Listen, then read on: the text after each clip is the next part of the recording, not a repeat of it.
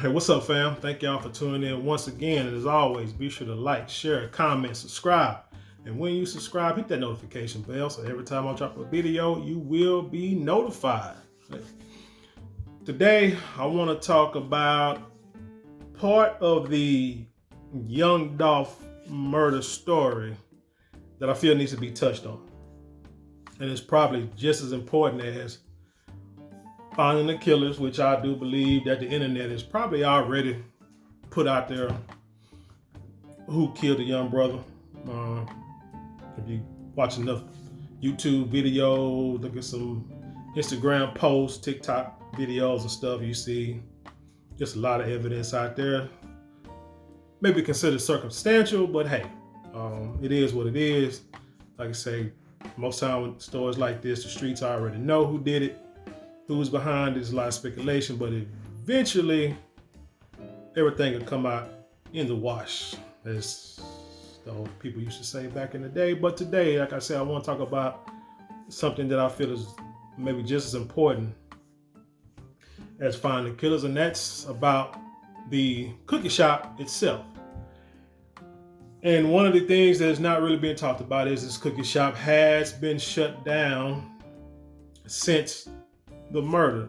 Now, you know that Brother Young Dolph, they said this was a place, it's called Makeda Cookies. Let me just put the name out there, Makeda's Cookies, butter cookies.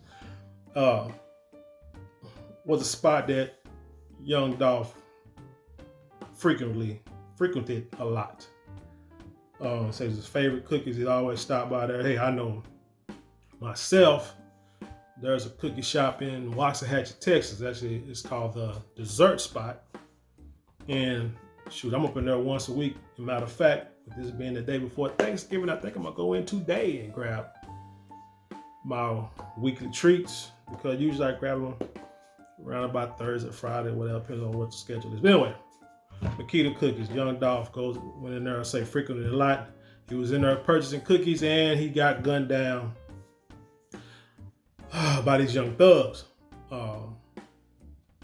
But like I said, that shop has been closed since the shooting, and now they're trying to raise money to open it back up. So I'm going to complex.com website, and the story reads, Makeda's Cookies to name Young Dolph's favorite cookie after the rapper,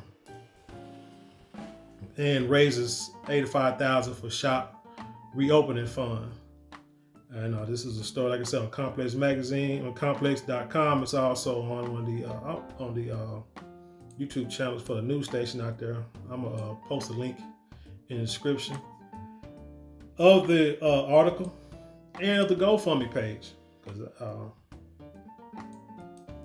the story reads, it says, as the hip-hop world continues to reel from the loss of the Memphis rapper Young Dolph, who was tragically killed last week, the small businesses that he often supported is planning to pay homage to the hometown hero. I think that's great, because I'm not really sure about any kind of negative things that he may have done in his life, but I do know this guy used to give back to the community. I know he would frequent like a cancer center, I believe, that his family, that members of his family went to when they had cancer. He used to give out, I think, turkeys and fundraising and do things for the neighborhood, his community. So the location that Dolph was murdered will remain closed through the rest of the year as Makedas continue to mourn with the rest of Memphis. In the meantime, the cookie shop has created a GoFundMe page aimed to help repair the store, which was damaged in the fatal shooting. The business wrote that an insurance claim they filed following the shooting was denied because it, quote, was not fire, flood, or natural disaster, unquote. So far, Makeda's GoFundMe has received over $86,000. I myself donated a small amount of money. I'm not ashamed to say I gave $10. You might think, man, that's not a lot of money, bro. Acting like you gave big money. No, I gave $10, and as a matter of fact, if everybody who watches this video goes to the GoFundMe page and gives $5, $10, and you share the GoFundMe page with your friends, and they give $5 or $10, they could raise the, let's see what they're trying to raise. They can raise the I believe it's 150,000. I believe they're looking for. Yes, they're looking for 150,000. Raised $86,849 out of the 150,000. Now, what's crazy is this is one of them times where we need to stick together, brothers and sisters of the Aboriginal Black American community. We see stories where suspected white supremacists, as we could say, can be charged for murders, various murders, whether it be against us, whether it be against their own people, or whoever. And they can put up a GoFundMe page. Really don't have to put up a GoFundMe page, but somehow they can gain donation. I think that Kyle Rittenhouse, that guy got over like $2 million in donations after shooting someone, whether it's warranted or not, justified or not.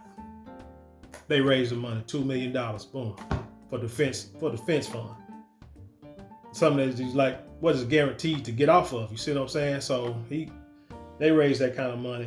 I've seen cases where these guys raise millions of dollars when you try to shut their what do you call it, blog pages down, their podcast down, like I say, going on trial for various crimes. Them folk will raise millions. I mean, without batting an eye, because they stay on code. Now we got a young bakery, Makeda's Bakery, who needs our help and is not due to anything that they're at fault of. Small, local, black-owned business, serving the community, and active violence happened at their establishment, and now it's closed down. So now all they're doing is asking for help to reopen it. And that shouldn't be much of a problem. But back to the Complex article. They say these are amazing. Someone quoted saying, these are amazing people who make amazing cookies, and we just want to make sure that continues on. Shaquille Cherry, a longtime customer, said per W.R.E.G. Makeda's Cookies, which opened decades ago, was named after Makeda Denise Hill, who passed away at the age of 6 from cancer. So see, see how that all ties in together? Young Dolph, I think he was saying his grandmother and aunts and cousins, I'm not sure, but people in his family had cancer, went to this cancer treatment center in Memphis, and he visits and speaks and donates and spends time at the center due to his family being in there and them helping his family. And it says then you can donate to the bakery's GoFundMe here. So like I said, I donated myself, and I hope everybody else donate too. But another important point that I want to go back to is this statement here. The business wrote that an insurance claim that they filed following the shooting was denied because it, quote, was not fire, flood, or natural disaster. Insurance. I believe everybody should have some form of insurance. Segue to life insurance. Now, I was looking and seeing about business insurance and, things, damages happening at establishment. So I did. What I suggest everybody do when you got a question. Google it. So it's a website called, I think it's 3i3.org. It's 3i.org. And it talks about, I looked up like business insurance. And it says damage to the physical part of a business and its contents that is caused by fire, riots, civil commotion, or vandalism is generally covered under the standard business owner policy. Some businesses purchase coverage for plate glass windows separately. Businesses that are forced to suspend operations or limit hours due to rioting may have coverage for the loss of income under business income insurance. But from what I'm seeing, it does not cover. Now, a lot of these insurances, I was looking too about personal insurance, and what is this? There was this, the Boston University Law School did a paper a few years back, and it talks about this the existing insurance framework. They're talking about, this article was mainly talking about gun owners having to be insured, having to have liability insurance just in case they shoot somebody. Now, in homeowners insurance, here, let me read this. Before evaluating the practicality of a new form of insurance, it might be helpful to discuss the existing framework of the American insurance market. In fact, today's insurance market already provides policies that will cover some acts of gun violence. Homeowners insurance policies. These common multi-purpose policies often cover any personal liability that one incurs from accidents that occur on a premises of one's home. As a result, policyholders may be able to apply this coverage to accidental shootings that occur in their homes and backyards. So, insurance covers accidents, but they don't cover, things that happen on purpose, like someone just running up and shooting down a brother in his front yard or at a business. And that is sad. It's a policyholders sometimes have been able to stretch this coverage beyond those spatial confines. For instance, following the Columbine mass shooting, the homeowners insurance carriers for the shooters' families offered to settle many of the wrongful death claims brought forth by the victims' families. So, one thing is this. Now, this America, the cookie shop, they had insurance. Makeda's cookies, they had insurance, business insurance, like you're supposed to, like it's required. And we get that. But let's say like I said, these policyholders, like I said, with the Columbine, these guys that shot up Columbine High School back years ago. I believe when you get policies or when you're looking to get a policy, it's best to, one, get a policy through somebody that you know and trust who will break down all the language, the legal language down for you to simplify it for you. And two, if that's not possible, get your lawyer. No lawyers cost money. Get you a good lawyer. It costs you a few $100s, but get someone who knows legal terminology, who can break down, like I say, the legal terms of the contract. Because if it wasn't for, I'm gonna say about this Columbine mass shooting, you had to have a lawyer, or the family members had to have some money, or knew somebody who was who knew how to word these contracts and to make it to where the other families could be paid. I'm quite sure a judge was involved in it. The government's probably involved in it. Probably gun lobbyists. They're probably all involved. Somehow everybody's scratching each other back in each other's pockets, and somehow to figure out that they could use homeowners insurance for a school shooting. You see what I'm saying? So like I've always said, we have to know the law. We have to get an understanding of it, because if we don't, we get these policies, get these homeowners policies. It's like, hey, and we think it covers everything, but then the house floods, and then they tell you don't have flood insurance. Or somebody comes by and shoots up your house, and they say, well, somebody intentionally shot up your house, so it's not covered under insurance policy, so you gotta fix it yourself. Somebody's killed in your house and there's blood everywhere, they gotta clean it up. Once the police and the coroners and all them people leave, you're left with damages to your property, and you have to come out of pocket to clean it up. So yeah, like I said, you gotta get the insurance, and you have to be able to understand the policy that you have. Now, also one more thing, I was looking up insurance policies, because I know that I was wondering back to the insurance and getting everybody should have insurance. And then you got these youngsters out here, and this is the prime example of these kids out here having, these youngsters out here committing these crimes. They live in the street life. We'll say it like that. The youngsters out here living the street life, and the families don't have insurance policies, have no way of burying their kids, these youngsters, trying to create GoFundMe pages, begging from the community to help, pay for funeral expenses, when a lot of this could have been taken care of, should be taken care of ahead of time.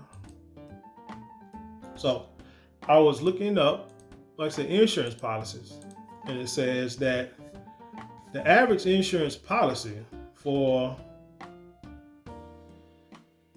like, let's see, here we go. This is what I was looking for. So the average insurance policy for, so like I said, looking up this, I'm on this website called valuepenguin.com, and it states some of the average term life insurance by ages. And like I said, you got young cats out here living the street life, listen to this rap music, listen to this lifestyle of killing, shooting, drug dealing, drug usage.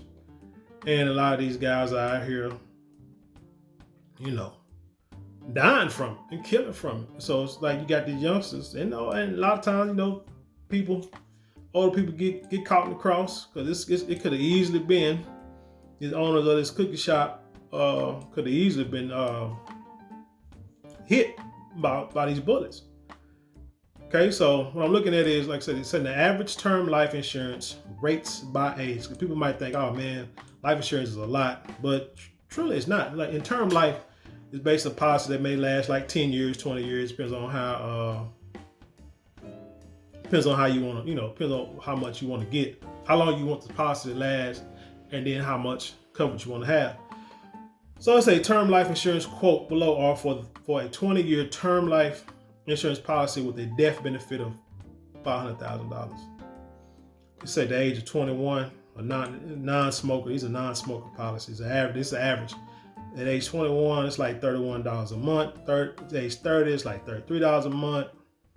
35, it's like $38 a month. They say the policy go up on average about 4% every 5 years. And they say by gender, the premium at age 30, if you had a $250,000 policy, it'd be $21 a month. $500,000 policy, this is for men, is $33 a month, compared to women, it's $28 a month. And for $1 million policy, the male premium would be $58 a month, compared to $49 a month. Now, a lot of time you got to think of what the stipulations are. Like, it could be accidental death, accidental life. Some policies may not pay for suicide. Some policies may not pay if somebody dies in a certain amount of time. You just gotta talk to someone, and like I say, so they can really break down the terms of the policy. And here it says 10-year term life insurance rates, $100,000. Average like $16 for preferred plus, and preferred is $19, and standard is like $22. So it's fairly affordable. If you look at this, $20-something, $30 or $30-something a month. I always say, think of something that you waste money on every month, or hell, even every day, and how much it adds up to by the month. You can easily, I feel, buy some life insurance for you or your family. It says, average of 4-member family household, maybe like $130 a month, which, I mean, depending on your financial situation, it may be that may be expensive. But if you think about it, if You put life insurance, nobody wants to see, no one wants to believe that someone younger than them could die. Sometimes you gotta, because accidents happen anytime. Car accidents, gun accidents, fighting accidents, work accidents, anything can happen that you step out the house, or hell, even close your eyes to go to sleep, you or your family may not open your eyes again. So anything can happen. So to pay $25, $30 a month for a term, especially for youngsters, that's I think it's worth it, because let's say you got some like teenagers, 20 years old. A lot of times these people, unfortunately, 30-year-old. But anyway, a lot of times these cats are still staying at home, living with family members. They're not on their own, out living in the real world. So they're still trying to, make a way in life. You know what I'm saying? And with their careers and family and things like that. So having a policy on someone that's just not stable would make sense. To spend $20-something, $30 for a policy, for a $500,000 policy, or even you don't have to get. Just think about it. That's a $500,000. Then you feel that might be too much. Don't be greedy. Find a policy of $100,000, enough to bury the person at least. And if you are like dependent on their income, get you enough money that can last you a few years, after the person had passed. But insurance, like I said, everyone needs the insurance. But back to the reason for the story, the Makeda cookies. Again, y'all hit the GoFundMe page. Give something. You know what I'm saying? Give whatever, the least amount or the most that you can afford. Help them to be able to open up that location. I think they said they got a downtown location that's open back up already, but that location that brother Young Dolph, and they're gonna name one of his favorite cookies, which I believe is the chocolate chip cookie, which that's my favorite cookie too. They're gonna name that after the young brother. So I want to keep this story going more, just as much as finding or justice coming to the guys that actually killed a young brother, and then making sure this story continues after that and people still patronize their establishments. And with that being said, thank y'all for listening and tuning in. Tell me what you think in the comments below. If you want to support the channel, in the description box you can hit the website link and purchase some merchandise that'll help finance the channel.